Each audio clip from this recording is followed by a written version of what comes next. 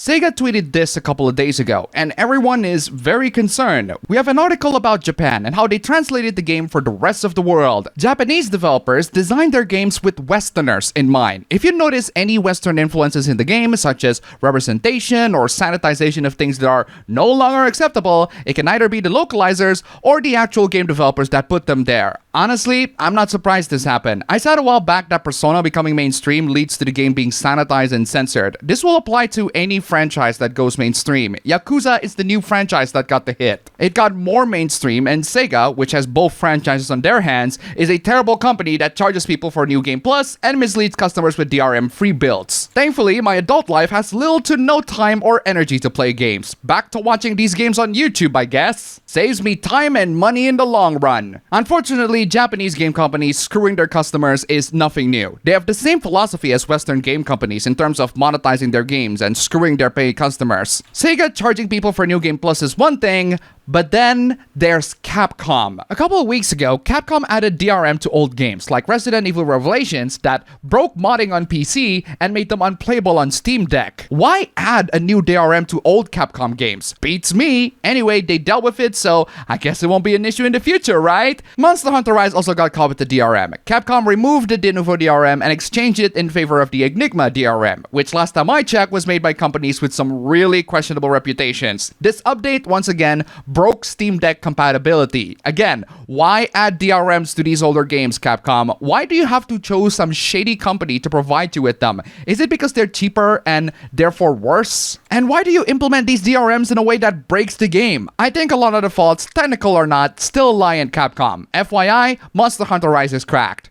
Jeez, all these game companies should really stop shaking down and milking their customers for cash. At least give them some thanks, just like me. Before we get to the next hoopla, this video is brought to you by all these wonderful people. You guys are fantastic. If you want to see your names among these legends, then check out the links down below. Just $1, and you have supported this channel immensely. Seriously, thank you so much. And now, let's get to the next hoopla. This one also involves a Japanese game. Well, sort of Japanese game.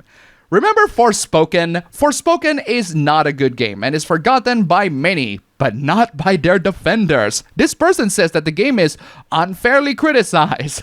It also has great combat and parkour than anything else out there. Nah, Prototype eats this game on both. Then they say that the reason for the criticism is having a black female lead. Yes, the protagonist is one source of the hate, but it has nothing to do with the color of her skin, but with the content of her character. Prototype 2 also smashes this game. Whoops, female black lead. Assassin's Creed Liberation smashes this game. Get a personality, man. I don't know what to tell you. Having a contrarian opinion doesn't substitute personality either. Don't trust the internet to tell you what to experience. I actually agree with this. We both have contrarian opinions. The difference is, I don't beg people to agree with me, which is what you're doing here. Pro tip, you're going to lose. Seriously, Forspoken sucks so bad that it sunk an entire studio. Just think about that for a second. Okay, the same thing can be said for LA Noire, but LA Noire is a great game, and Forspoken isn't. But for the better or worse, the game is released forever, and you can even find it in the 7 Seas as the De Nouveau is removed, so you won't have to pay money for this crap. Here's a brilliant idea.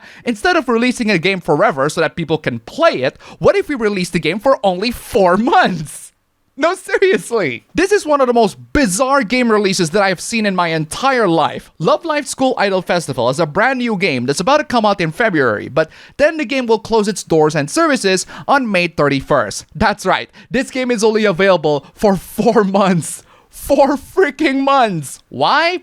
Well, the game technically already came out in Japan since 2023. Some say there's a lack of innovation and the fans are not very happy about it. It's a freaking idol game. I don't know where else are you gonna innovate. Maybe take notes from Idolmaster? This whole thing is Super Mario 3D All-Stars all over again. But at least 3D All-Stars got cracked and has games that are timeless classics. I don't know about this Love Live game, but I guess the reason for the limited release is because the game sucks. Or maybe it's a masterpiece. I don't know. Either way, it's really dumb. Here's the funny thing about Love Live. My knowledge on Love Live only extends so far as the adult doujins of them. There are so many doujins of the characters, it's kind of crazy. Same goes for Idolmaster. Even their side M characters, who are more male-centric, have adult doujins. Most of them involve the character being in love with the producer, aka the player. Some are incredibly gay. I mean, jeez, the Maki and Nico pairings are off the charts. Lesbians, technically speaking, not gay.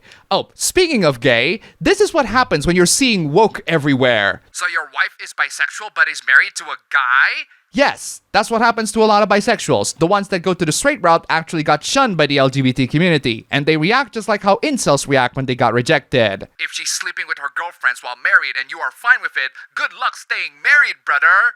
Bisexual doesn't mean you can get sex with your friends, dumbass. Rainbow colors? Bro, you woke? Hell no. No, rainbow flag is a genuine form of expression of one's sexuality, but that's only when individuals do it. If it's the corpos that do it, it is, without failure, always virtue signaling garbage. Know the difference. I'm just supporting my wife and her art. If that's a problem with you, you can unfollow. Oh, will do. Thanks, bro.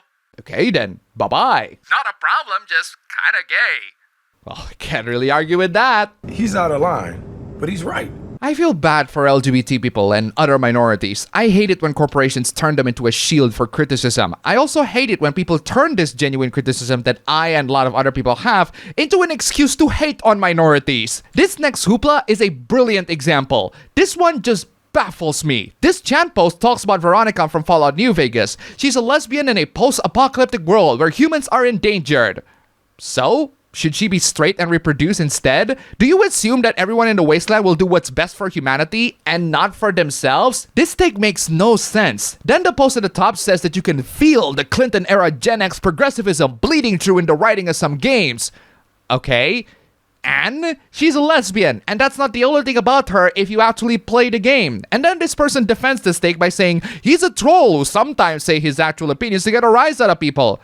Where's the funny? Is it on the take? No, there's nothing funny about it. Is it my reaction? Good for you for enjoying it. Also, people usually troll with non-genuine opinions. Since this is just a troll, that means that you have no issue with Veronica being lesbian in the Fallout universe, right? Right?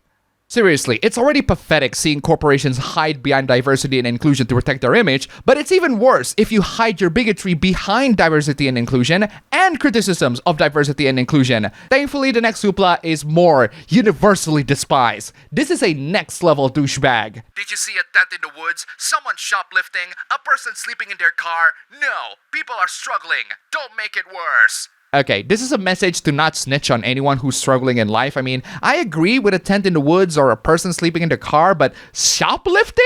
What is wrong with you? Except shoplifting is good and should be done more often, even more when we're talking about small businesses.